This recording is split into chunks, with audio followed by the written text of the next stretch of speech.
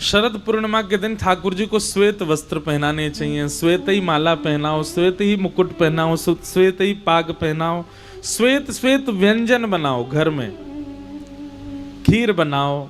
अब पकौड़ी आदि वो तो वैसी रहेंगी, पर जितना हो सके श्वेत व्यंजन बनाओ, श्वेत का ही भोग लगाओ। श्वेत माने समझ रहे हैं ना, सफेद।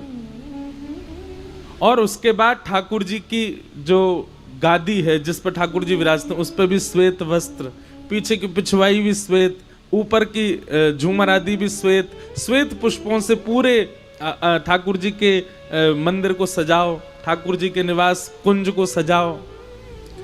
और छोटी छोटी छोटी सखियों के अगर स्वरूप मिल जाएं तो उनको आप ठाकुर जी के चारों ओर लगाओ।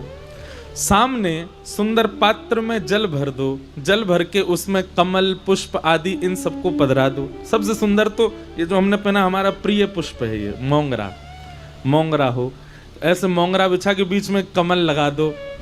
और मंदिर में जिस कक्ष में ठाकुर जी विराज उसकी लाइटें बहुत कम कर दो, बहुत थोड़ी थोड़ी लाइटें जलाओ, केवल श्याम सुंदर प्रत्यक्ष दिखें ऐसी हो।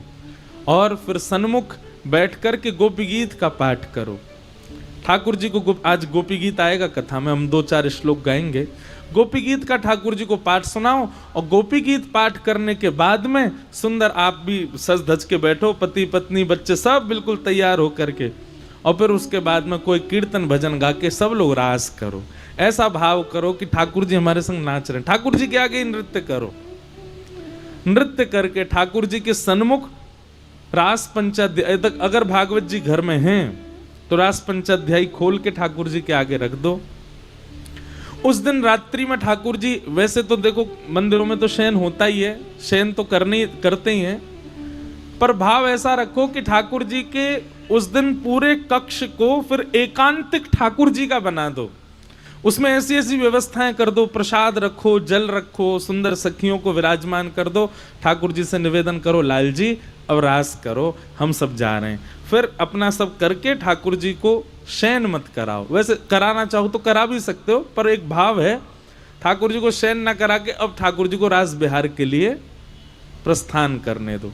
ठाकुर जी रात भर रास करेंगे, या फिर 1-2 घंटे के लिए आप सब ठाकुर जी को एकांत छोड़ दो, ठाकुर जी रास बिहार कर लें, उसके बाद उनको शयन करा दो। इस प्रकार शरद पूर्णिमा का उत्सव मनाना है।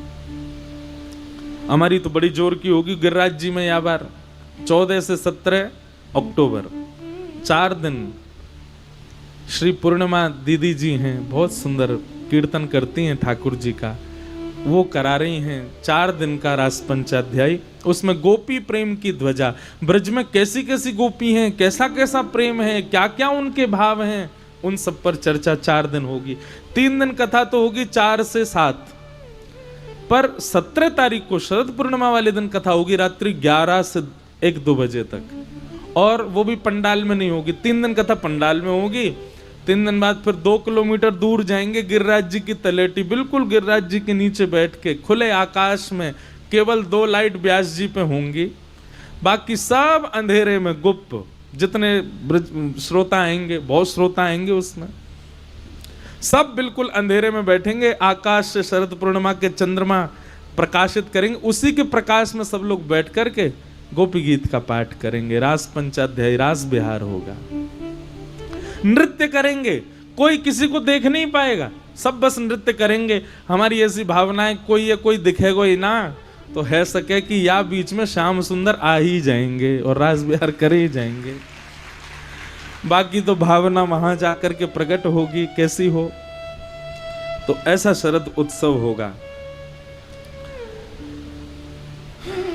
अब हम भाव के प्रश्नों का उत्तर दे देते हैं ना, उसके तुरंत बाद फिर कोई खतरनाक प्रश्न आता है तो फिर हम कहते हैं अब इसका उत्तर कैसे दें, अब भाव में तो चले गए। आज भी देखो क्या हुआ कथा में, जैसे ही वर्षा हुई सब लोगों को लगी होगी ओहो वर्षा हो रही है, पानी भर जाएगा, जे होगा वो होगा। लेकिन देखो वैष्णव का स्वरूप कैसा होना चाहिए। जैसे ही वर्षा हुई, हम अपने कक्ष में तैयार हो रहे थे तो मन में भाव आया, मैंने कहा ओहो कल तो 56 भोग लगे थे ना, इंद्र को पता चल गई है कि ब्रजवासियों ने उसकी सेवा बंद कर दी है। इंद्र को पता लग गई है कि ब्रजवासी 56 भोग लगा रहे हैं गिरिराज जी को। सो इंद्र ने मूसलाधार बारिश करी और महाराज देखो हमको पता चला कि सबसे पहले आक्रमण कहां हुआ, मंच पे ही हुआ। लेकिन हमारे ठाकुर जी ने फिर से गिरिराज जी धारण कर लिए, फिर से व्यवस्थित हो गए।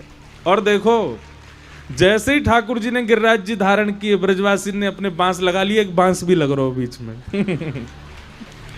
बोल गिरिराज धरण की। ओ कैमरा वाले भैया ने दिखाओ बांस। हाँ जे बांस देखो, अभी बस बांस लग गो, अब ये चट चट टूटना और चाहिए। तब होगी पूरी लीला।